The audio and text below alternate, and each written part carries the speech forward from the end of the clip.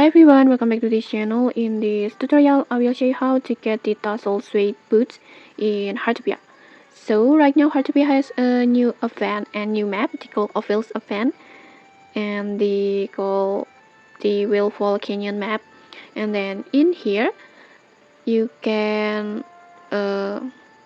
upgrade the Willfall Canyon explorations level over here, or explorations rank over here. Just tap on this shell icon, this one, and then you can see your level over here.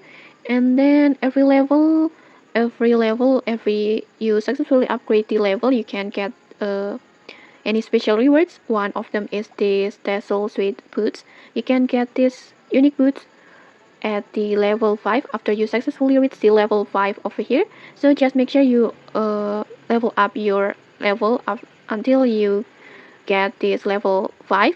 And to level up your level, you can just complete the explorations bar over here.